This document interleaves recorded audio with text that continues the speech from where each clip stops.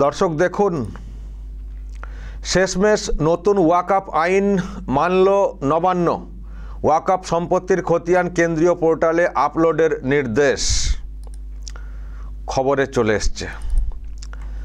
তার মানে দিদিকে সেই মানতে হলো। অনেক কথা বলেছিলেন, অনেক আশ্বাস দিয়েছিলেন মুসলিম সমাজকে, না এই রাজ্যে নতুন ওয়াকআপ আইন লাগু হবে না, লাগু করতে দেব না। এমনকি ওনার দলের যিনি নেতা আছেন, মন্ত্রী আছেন, সিদ্দিকুল্লাহ চৌধুরী, তিনিও বলেছিলেন, দিদি বলেছেন ওই আইনকে এই বাংলাতে লাগু করতে দেবেন না, একটা রেজলিউশন করে সেটাকে আটকে দেবেন, বলেছিলেন না? কিন্তু এখন খবর সামনে চলে এসছে যে না, শেষমেশ দিদি ওটাকেও মানতে বাধ্য হলেন এবং নির্দেশ দেওয়া হচ্ছে জেলাগুলোতে যেখানে যা সব সম্পত্তি আছে সেসব সম্পত্তির খতিয়ান কেন্দ্রীয় পোর্টালে যেন দ্রুত আপলোড করা হয়। দর্শক দেখবেন ওই যে নির্দেশনামা যেটা নবান্ন থেকে করা হয়েছে সমস্ত জেলাতে, দেখবেন এই যে দেখতে পাচ্ছেন, পিবি সেলিম সমস্ত জেলাকে অ্যালার্ট করেছেন।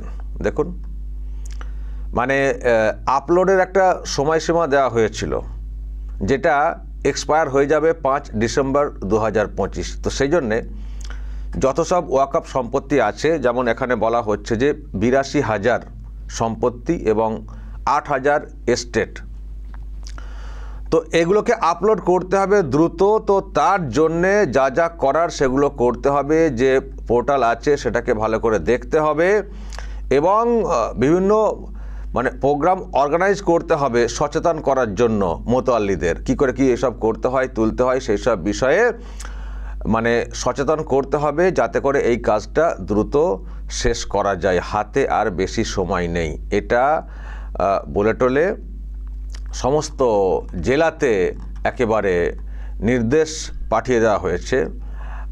পিবি সেলিম যিনি এখানে এর দায়িত্বে রয়েছেন, দেখতেই পাচ্ছেন, সেক্রেটারি ওয়েস্ট বেঙ্গল সরকারের মাইনরিটি অ্যাফেয়ার্স এবং মাদ্রাসা এডুকেশন ডিপার্টমেন্ট, তো ওনারাই দেখেন এদিকটা। তো সেই বিষয়ে উনি একেবারে সমস্ত দেখতে পাচ্ছেন সমস্ত ডিস্ট্রিক্ট ম্যাজিস্ট্রেট তাদের উদ্দেশ্যে একেবারে এই কাজটা করতে হবে বলে টলে কীভাবে এই কাজের গতি বাড়ানো যায়, কীভাবে সচেতন করা যায়, কীভাবে মাঠে নেমে এই কার্যত ক্যাম্প করে করে এইসব প্রপার্টিকে ওই পোর্টালে আপলোড করা যায় দ্রুত, সেই বিষয়ে একেবারে ডিটেলস লিখে টিকে উনি পাঠিয়েছেন। কারণ এখানে স্মরণ করিয়ে দেওয়া হয়েছে যে এই যে সময়সীমা সেটা কিন্তু 5 ডিসেম্বর এক্সপায়ার করে যাবে, ফলে দ্রুত এই কাজ সম্পন্ন করতে হবে। সেই মতো একটা চিঠি বা অর্ডার যাই বলি না কেন সেটা করে দেওয়া হয়েছে।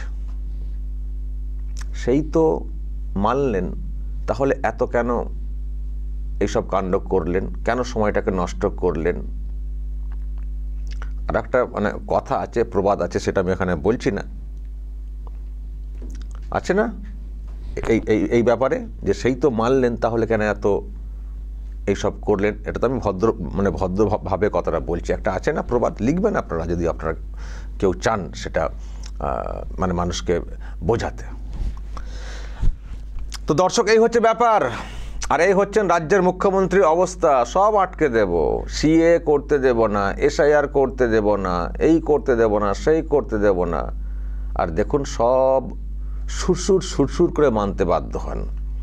এসআইআর করতে দেব না, এসআইআর করতে দেব না বলে আসছিলেন। এখন শুনছি, আজকে একটা খবর দেখছিলাম, অভিষেক নাকি সব নির্দেশ দিয়েছেন দলের যারা আছেন তাদেরকে, যেন 100% ফর্ম সাবমিট করা হয়, সেটা দেখতে হবে, ঘুরে ঘুরে দেখতে হবে কে কী ফর্ম ফিল আপ করেছেন, কোথাও কিছু ভুল ত্রুটি হয়েছে কিনা ঘুরে ঘুরে দেখতে হবে, দ্রুত এই কাজটা করতে হবে এবং 100% ফর্ম ফিল আপ যাতে হয় সেটা দেখতে হবে বলে আমি দেখছিলাম খবরে প্রকাশ পেয়েছে। আর এই অভিষেকই আমার খুব মনে আছে একটা বক্তব্য উনি দিয়েছিলেন ওই এয়ারপোর্টে, কোথাও একটা যাচ্ছিলেন, no sir, no sir, no sir, no SIR, no SIR বলেছিলেন না? তো সেই অভিষেক, সেই মমতা ব্যানার্জি, তারাই এখন উদ্যোগ নিয়ে এটা করছেন। আজকে দেখছিলাম একটা খবর সামনে এসছে, যাতে করে মুখ্য নির্বাচনী আধিকারিকের যে দপ্তরটা আছে তারা যাতে মানে খরচ খরচা তাদের মতো করে করতে পারেন, তার জন্য নাকি একটা কি স্বাধীন ব্যাপার করছেন, যে একটা অ্যামাউন্ট পর্যন্ত তারা নিজেরাই খরচা করতে পারবে। মানে আমাদের এখান থেকে ওই মানে পাস করানো ওই সব ব্যাপার থাকবে না, মানে খুব স্বাধীন করে দেওয়া।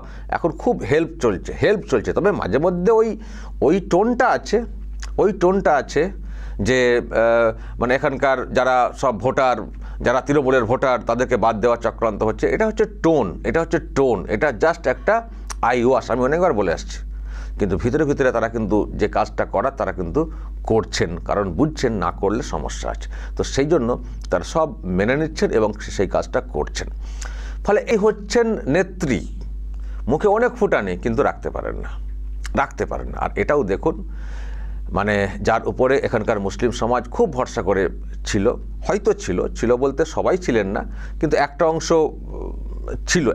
ছিল অবশ্যই, কারণ তাদেরকে আমরা দেখছিলাম রাস্তাতে নেমে কথা বলতে এবং দিদির প্রশংসা করে কথা বলতে, এবং ওয়াকআপ এই আইন মানি না পোস্টার টোস্টার নিয়ে বেরিয়ে পড়া, এবং সেখানে কোথাও মমতা ব্যানার্জির ছবি নিয়ে দেখেছি।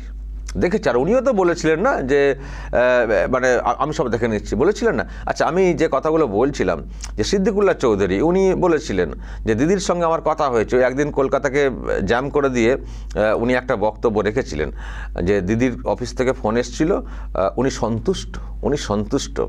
তো কি বলেছিলেন দর্শক, আজকে আরও একবার শোনাবো, যে সন্তুষ্ট তো বলেছিলেন এবং এটাও বলেছিলেন যে রেজলিউশন করে আটকে দেবে, এটা হবে না, এই রাজ্যে লাগু হবে না।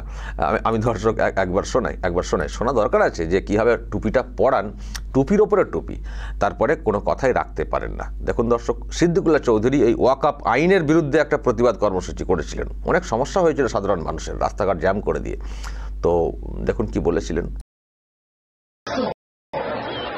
মুখ্যমন্ত্রীর বক্তব্য বিধানসভায় আপনার মুখে তথা প্রস্তাব এনেছি, আমার রাজ্যে ওয়াকআপ আইন আমি বলবৎ হতে দেব না।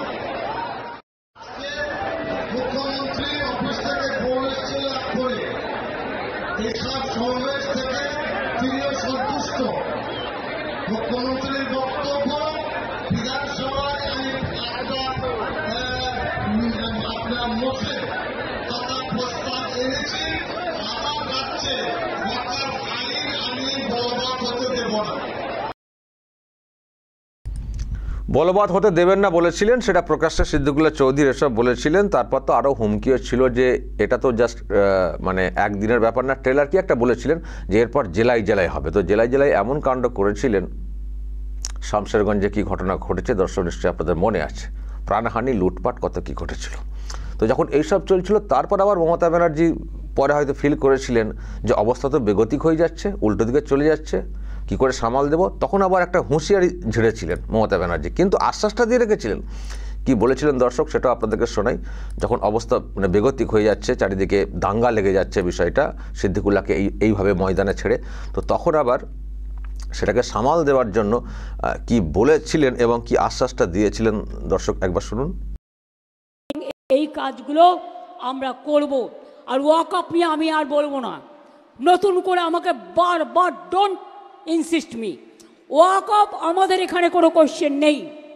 যদি ওয়াকআপ নিয়ে আন্দোলন করতে হয় দিল্লিতে যান, এখানে নয়। বাংলায় আপনাদের কোনো প্রবলেম নেই, বাংলায় আমি আছি, মনে রাখবেন। আমি হিন্দুর প্রপার্টিতেও নয়, মুসলিম প্রপার্টিতেও নয়, শিখ প্রপার্টিতেও নয়, খ্রিস্টান প্রপার্টিতেও নয়। আমি কখনো কারোর জমি অধিকার করি না। আর কোর্টে অলরেডি স্টে আছে, এটা সাব জুডিস কেস, আপনারা জানেন, আমরাও কোর্টে পার্টি হয়েছি। এইটা নিয়ে আর গুলোগুলি করবেন না, যদি করেন সবচেয়ে বড় শত্রু আমি হব। যদি আপনার কেউ অধিকার কেড়ে নেয়, অধিকার রক্ষা করার গ্যারেন্টি আমাদের, এটা মাথায় রাখবেন। এমন গ্যারান্টি দিয়েছেন, গ্যারান্টি ফেল, নিজেই মেনে নিয়েছেন। এই হচ্ছে মমতা ব্যানার্জি, শুধু ওনার ভোট ব্যাংকের জন্য বলেন, আশ্বাস দেন, ভোটটাকে আদায় করেন, তারপর পাল্টি খেয়ে যান বা সামালতে পারেন না। আসলে দেখুন, কেন্দ্রে একটা আইন হলে সেটা কি করে অবজ্ঞা করবেন, কি করে করবেন? তো সাধারণ জ্ঞান। তো আমি জানি না কেন বিশ্বাস করেন এখানকার মুসলিম সমাজের একটা অংশ এই মমতা ব্যানার্জির কথাতে, কেন বিশ্বাস করেন? কেন্দ্রে একটা আইন পাশ হলে সেটাকে কেউ আটকাতে পারেন? কেউ আটকাতে পারেন? দেখছেন তো সুরসুর করে কেমন মেনে নিচ্ছেন, সুরসুর করে মেনে নিচ্ছেন। কোর্টে গেছিলেন, কোর্ট আটকায়নি, সুপ্রিম কোর্ট আটকায়নি, তো কী করে এটাকে আটকাবেন? ওনার এত ক্ষমতা। রেজলিউশন করে একটা বিষয়ে কিছু একটা প্রস্তাব আনতে পারেন, তো আইনকে আটকাবেন কী করে? আইনকে আটকাবেন কী করে?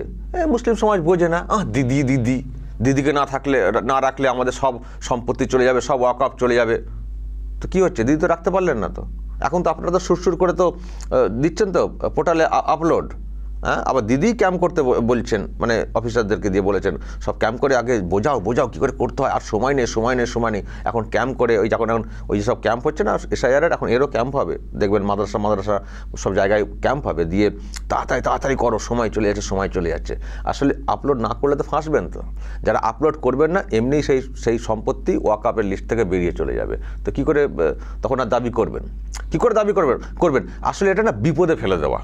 এবার দেখবেন অনেক সম্পত্তি দেখবেন আপলোড হয়তো হবে না, এর মধ্যে দেখবেন হয়তো বাদ পড়ে গেছে। ওই যে প্রথম থেকে গুলিয়েছেন, মানুষের সময় নষ্ট করেছেন, বিরাট আশ্বাস দিয়েছেন, দিয়ে মুসলিম সেন্টিমেন্ট আদায় করার চেষ্টা করেছেন। এখন দেখছেন কিছুতে কিছু করতে পারবো না, শেষকালে কি সব বাদ হয়ে যাবে? বাদ হয়ে গেলে তখন মুসলিম সমাজ তো আমাকে ছাড়বে না, যে তোমার কথা শুনে আমরা কিছু আপলোড করলাম না, এখন সব বাদ হয়ে গেল। এখন সেই জন্য আবার দ্রুত এই সময়ের মধ্যে এই কাজটাকে সম্পন্ন করার জন্য এখন মাথা মারছেন। কিন্তু লাভটা কি হলো? তাহলে আইনকে আটকাতে পারলেন না, এখন মানুষকে বিপদে ফেলে দিলেন, মুসলিম সমাজের মানুষকে বিপদে ফেলে দিলেন। তারপর এখন আবার উতরাবার জন্য নানান সব চেষ্টা হচ্ছে। আবার এটাও হয়তো বলার চেষ্টা হবে, দেখো এইসব করছিল কিন্তু আমরা ক্যাম্প করে এটাকে তোলার ব্যবস্থা করেছি। মমতা ব্যানার্জি কেমন জানেন তো, প্রথম দিকে ভাবেন যে আমি অনেক কিছু করতে পারেন না, মানুষ বিপদে পড়ে যান। আবার অনেক ক্ষেত্রে ইচ্ছে করে মানুষকে বিপদে ফেলে দেন, দিয়ে আবার দেখান আমি কত কাজের পাশে দাঁড়িয়ে যান, দেখো এরকম হয়েছিল, আমি করেছি। তবে এটাতে খুব একটা লাভ কিছু করতে পারবেন না ওই রাজনীতিটা, যেটা উনি করেন বিপদে ফেলে দিয়ে। এটাতে আমার মনে হয় মুসলিম সমাজের এবার বোঝা উচিত যে মমতা ব্যানার্জি মানে ফুকো আওয়াজ, রুখতে পারলেন না, কিছুই করতে পারলেন না। এমনকি এখানে ক্ষোভ বিক্ষোভ দেখানোটাও বারণ করে দিয়েছিলেন, দেখলেন না? যান দিল্লিতে গিয়ে করবেন বলে দিয়েছিলেন, আমি দেখে নিচ্ছি, ওই দেখে নিলেন, কিছুই করলেন না, কিছুই হয় না। দেখুন দেশে একটা আইন সিস্টেম আছে, সেটা মানতেই হবে। মমতা ব্যানার্জির কথা শুনে যদি কেউ বিশ্বাস করে বসে থাকেন তারা এরকমই ডুববেন। দেশের একটা আইন হলে সেটাকে মানতে হয়। দেশের আইন হবে আপনি এখানে আগুন জ্বালাবেন, ট্রেনে আগুন জ্বালাবেন, এটা হয় না। সিএ রুখতে পেরেছেন? সিএ নিয়ে তো কত ভুলভাল বোঝানো হয়েছিল। সিএতে কি সমস্যা আছে মুসলিম সমাজের? কি সমস্যা আছে সেটা শুনে তো কত কি করে ফেললেন। সিএ কি রোখা গেছে? সিএ তো এখন বলবৎ হয়ে গেছে। তো আমরা কি চলে গেছি কেন? তাহলে ট্রেনে আগুনটা ধরালেন। SIR মানে এনআরসি খুব লম্পজম্প করলেন। SIR মানে এনআরসি হয়েছে। SIR হলে মুসলিম সমাজের লোকেরা থাকতে পারবে না। হয়েছে। আপনারা কেউ ফর্ম ফিল আপ করেননি? হয়নি। টোটালটাই ভুল বোঝানো। এটাও বলছি, এই ওয়াকআপ নিয়ে যে ভুলটা বুঝিয়েছিলেন মমতা ব্যানার্জি, এরকম কোনো ব্যাপারই না। পোর্টালে নাম তুলবেন বা কেন্দ্র নিলে সব আমাদের কবরস্থান অমক তমক যেটা বলা হচ্ছিল না, ঈদগাহ সব নাকি চলে যাবে, সব সরকার নিয়ে নেবে, আমরা কোথায় কবর দেবো বলেছিলেন না? এই ভুলটাও ভাঙবে, যেমন SIR এর ভুলটা ভেঙেছে, যেমন সিএ এর ভুলটা ভেঙেছে, এই ভুলটাও ভাঙবে। জাস্ট কিছুদিন অপেক্ষা করুন, দেখবেন আপনাদের নাম পোর্টালে উঠলো, সম্পত্তির এইসব উঠলো, দেখবেন আপনাদের কবরস্থান যদি ওয়াকআপ থাকে ওয়াকআপই থাকছে, কেউ কবরস্থান নেবে না, কেউ ঈদগাহ নেবে না, কেউ নেবে না। শুধু উনি ভোট নেওয়ার জন্য মানুষকে এরকম ভুল বোঝান, দিনের পর দিন ভুল বোঝান। কিন্তু মুসলিম সমাজের মানুষকে ঠিকটা বুঝতে হবে যে কার পাল্লায় পড়েছি। দর্শক বলবেন, যদি আপনাদের এই নিয়ে আরও কিছু বলার থাকে অবশ্যই বলবেন কমেন্ট বক্সে, এবং নজর রাখবেন আরামবাগ টিভিতে।